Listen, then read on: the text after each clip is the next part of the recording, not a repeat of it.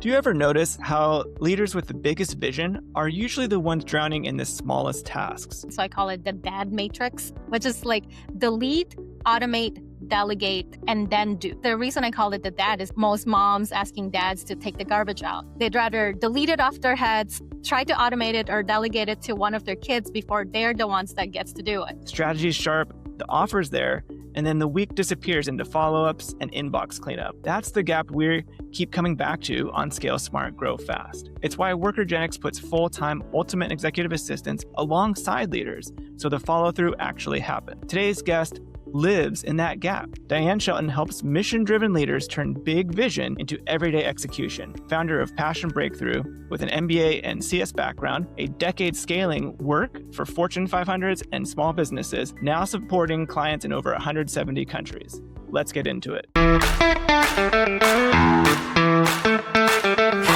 Dianne, welcome to the podcast. How are you doing today? I'm doing really well. I'm excited to be here. Dianne, I'd love to hear a little bit more about your background. What brought you to what you're doing today? Yeah, so I started out over a decade serving Fortune 500 companies and then helping their leadership team and executives to really get those IT projects into fruition. And then at some point, I'm just like, okay, like, why is this not something that small business owners have access to? So I shifted gears, started my own business, and now I help mostly small business owners, service providers and professional services to really get their systems in place for more sales. Awesome. And now, Dianne, in the intro, we talked about how leaders are drowning in the small stuff, even while they have that big vision. And you've been on kind of both sides of that, both with the Fortune 500 work and now your own business. What made you want to go and build Passion Breakthrough? If I'm being honest with myself, looking back, it was burnout that made me decide that it's just like, is this all there is, like someone else's vision and the cubes and all that stuff. But now that I'm thinking about it more holistically, it really is that, again, like my own passion breakthrough of wanting to make sure that I'm helping others to pursue their passion breakthrough. Because I feel like we get to have more fun and find more joy in life and and enjoy that freedom that we crave when we're working alongside others that's also doing the work and focus in their zone of genius. Yeah, having that passion definitely shines through and is a good motivator for getting up and helping people every day. Now, when you're working with these leaders who are stuck in that gap that we talked about between vision and execution, what's usually the real problem you find once you start digging in? I think there's two things. So I actually was just working with a leader about this because it feels like when you first start, right? Like, and when you have a smaller team and whatnot, the control aspect is real, where it's just like, okay, I've been doing this really well. It's hard to let go of certain tasks because quality might go down. You don't already have time to train someone else and start from scratch and all those different things. I think from a being in the weeds perspective. I think the other side of that though is like people that just want to delegate and without a plan and being strategic about it and expect those people, no matter how much of an expert they are, they do not know your vision. So I think those are the two gaps that I see is like either you care too much or you care a little too little. Yeah, we call that dumping instead of delegating, right? Yes, exactly. What often helps in conversations with people give them the confidence to understand that they can delegate? Maybe if they're in that first camp where they're worried about the quality and someone not doing it as well as they can. So the Heisenhower matrix, which is like way back when, so I call it the dad matrix, which is like delete, automate, delegate, and then do. The reason I call it the dad is because like if you ask like most moms asking dads to take the garbage out, they'd rather delete it off their heads, try to automate it or delegate it to one of their kids before they're the ones that gets to do it.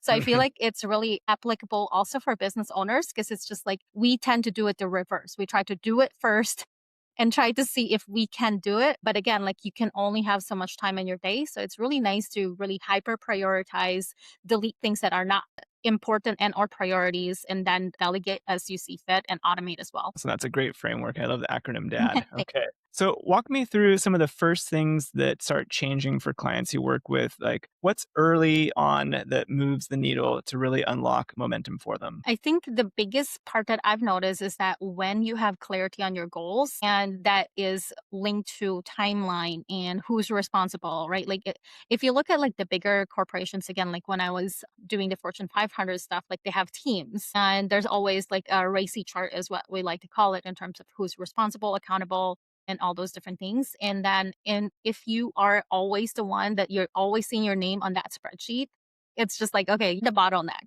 So having that clarity and visibility to be not just for you, but for your team too, if you have a team, to make sure that everyone's on the same page and that the ROI is tied into like the task that is leading into the goals, because sometimes we end up working with things that's just like, where did this task even come from? And so again, like in those kinds of nuances, maybe it is still important to follow up. So you do an automation, set up like a CRM or something to make sure that every couple weeks, couple months that you're following up with certain people, but a human doesn't have to do that. So just understanding what can be automated, delegated, and then being clear on that. Now, Diana, a lot of small business owners early on, they're likely seeing their name in all those different slots, like you mentioned. Yes. How do you help walk them through prioritizing, what to automate, what to delegate, and bringing in some help to actually allow them to delegate if they don't already have a team? Yeah. So again, like I think if it's just you, there's, like AI options, but I feel like you're still managing that and you have to be really good at the prompt engineering side of things. So the way I look at it is twofold. Like if you can focus on you doing the strategic relational stuff because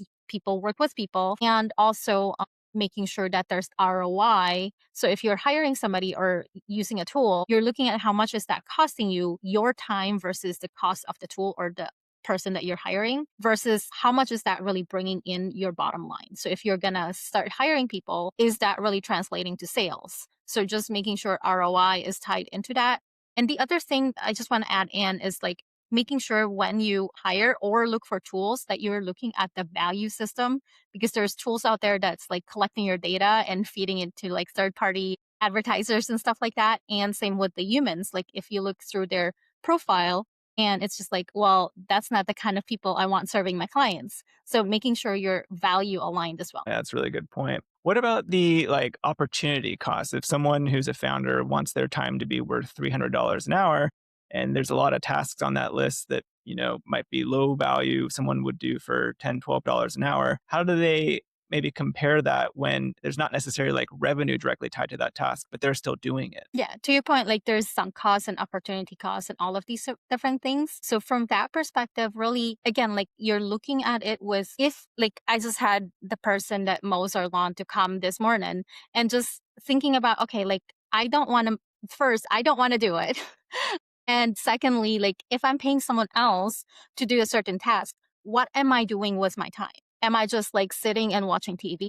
Or am I actually being productive? And then even if you don't see a really close ROI, there's the long-term effect, right? Like, so you're planting seeds in the relationships, you're moving along your team and all these different things in terms of creating more pathway for you and then building a very highly, the system in place that is going to be long-term nurture and all those things. And one thing you help a lot of your clients with is building recurring revenue streams. A lot of founders come in and their world is just in this one-off chaos. They just go from one sale to the next. What are some of the shifts you help people make to get into that recurring sales model? So there's again, like I feel like there's a few things when it comes to this, and these are topics I can talk about all day, but some nuances and some high level points is that, like I feel like when people are getting those one-off sales, it's like a drive-through McDonald's business where it's just like, okay, like one transaction after the next, and you never know what kind of individual is going to walk through the drive-through. Versus like if you have an ecosystem of recurring revenue,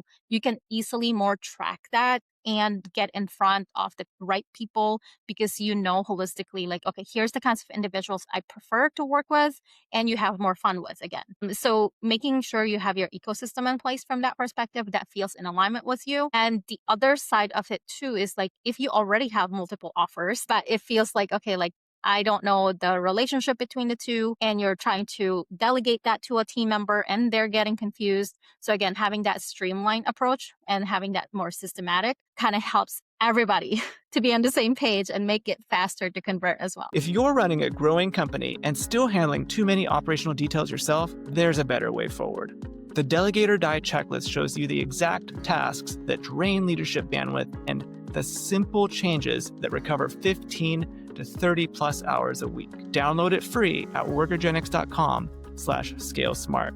Now let's get back to the episode. When a business has a lot of offers, how do you help them kind of sort through what they really should be focusing on and maybe applying that same principle of like maybe we cut some, maybe we delegate, or focus on others. There's some clients I have that are multi-passionate. So they have like different offers and trying to figure out how they all come together. So the way that I kind of look at it is, again, like everything comes back to relationship and revenue. So if you are having revenue from certain types of offers, you want to keep those or revise it so that they're more just one type of a bundle. If you are working with like relationship driven, because again, like people work with people, you can automate certain things or delegate certain tasks. But at the end of the day, like having the strategy calls, like maybe your clients are hiring you for making sure you have FaceTime with them. So making sure you have those certain offers, because that's where people can relate and refer and continue to return back for more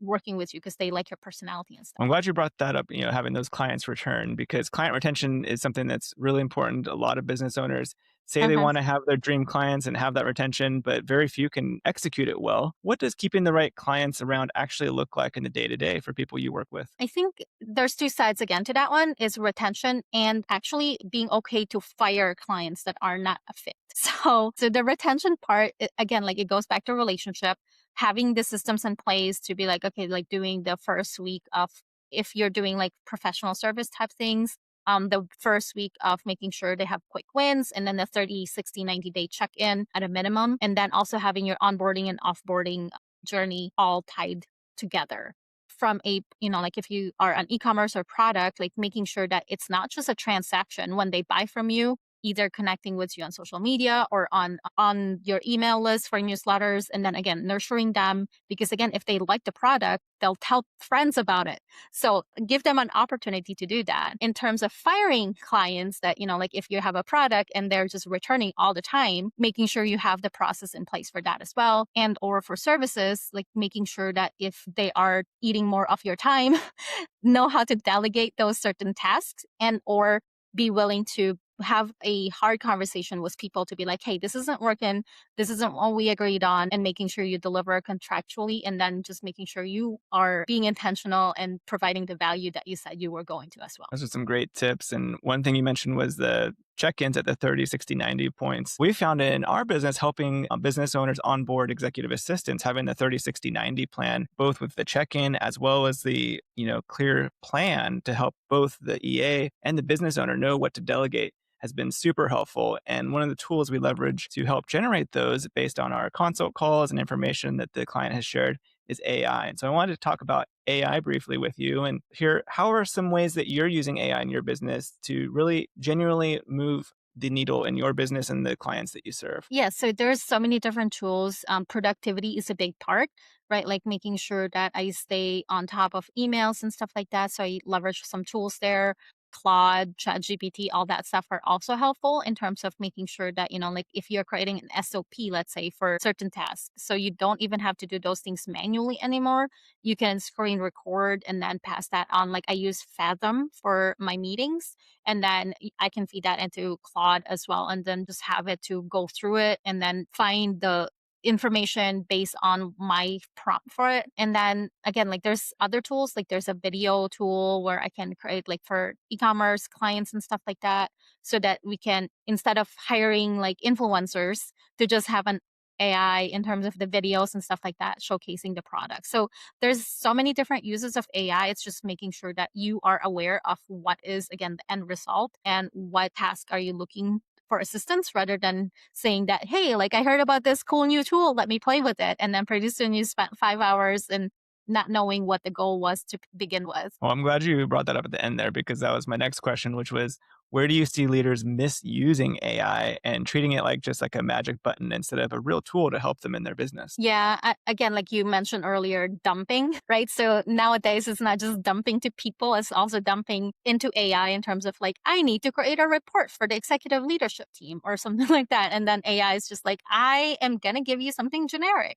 because again they don't have your voice or your vision. And same with not just that, but I feel like sometimes executives can get the shiny object syndrome, and then now the rest of the company is, because they're passing it down to their staff to be like, hey, like look at this tool, and let me know and use it for your work. Sometimes it can just be more distracting and it could just take more time off the staff rather than just, okay, like how are you optimizing it? Is there gaps that can be filled? And then looking at it from that lens of like the goal setting rather than because there is a tool that was brought up to you. Yeah, that's an interesting point of, just telling people to use AI is not going to get the results you want. Maybe do you have an example or a situation you could share that you've observed where there was a successful rollout of deploying AI tools in an organization that you've worked with? Yeah, so there's a couple that come to mind. So one of the clients that I have, again, like from a content social media stuff, so rolling that out based on like the meetings that we've been having and then like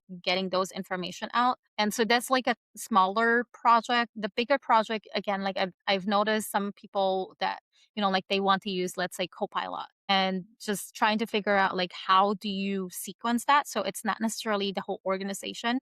And then when a certain number of people can start to talk positively about it because it's rolling out AI is really more change management and then having your entire staff to have a buy-in. So just again, like making sure that you're focused on the people and then the auditing the ROI, auditing the metrics and keeping on top of that rather than just like, hey, did it work or did that not work? So you can save some time and money in the long term. Well, speaking of AI and people, and a lot of the things we've discussed so far have been about like the follow through and taking that vision and executing on it. How do you help leaders make the decision of whether a role is something that needs to have another team member brought on, maybe a virtual executive assistant, an in-person team member, or whether it's something that can be handed off through automations or technology with AI? Yeah, so that's a great question. I personally like to make sure that people are leveraging the tools and hiring experts that can leverage the tools. So, for example, like if you are looking at just creating content again, like sure, you can have a VA to use Canva and look at all of the different designs. But again, like you can automate the process for you getting your voice into a platform, creating like an Airtable or something that can be easily handed off to delegate. So I always look at it from what can I remove? What can I automate? And then how can I have someone else to take over that automation because it makes their life easier from that perspective. Yeah. And automation is something a lot of people are considering, especially in marketing. And I'm curious, kind of as a looking ahead, if you had a crystal ball to share with the audience today, what are some shifts in marketing or other business systems that you think leaders should be paying attention to right now?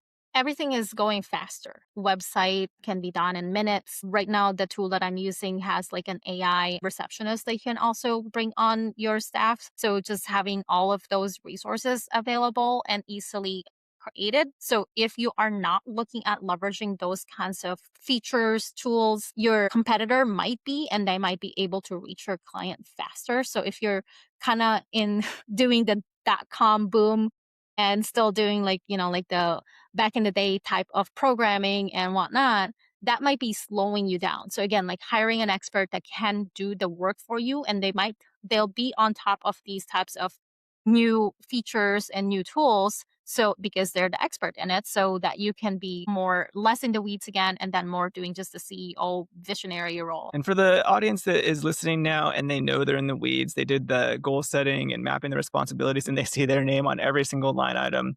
What's one thing that they could do this week to start getting out of their own way? Looking at it from a prioritization perspective, do you have 10 minutes, right? Like, what can you actually be productive with those 10-minute blocks? And looking at what can you do like this week that you can start to hand off, whether it's just one thing that is just been on your to-do list forever or something that you're just like, every time it comes up, it's like, I don't really want to do this. So those are the telling signs of like what you can automate or delegate that would help you to get out of the weeds and make you feel like you're having fun in your business again. Awesome. Well, Dianne, where can people connect with you to start exploring your work and following your latest systems ideas? Yeah, thank you for asking. So, passionbreakthrough.com is the website.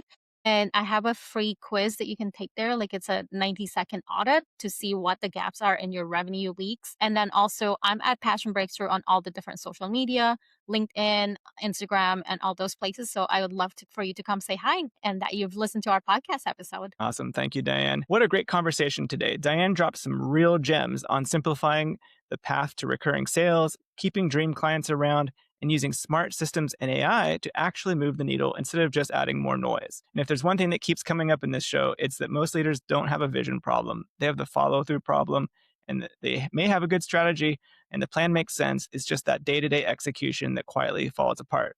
And that's exactly the reason we built Workergenics the way we did. Full-time, ultimate executive assistants sit us alongside you and keep the work moving behind the scenes so the big stuff actually gets done. If this sounds like something your week could use, head over to workergenics.com and take a look. Huge thank you to Dianne for joining us today. Thanks to you for listening, and we'll catch you all on the next one.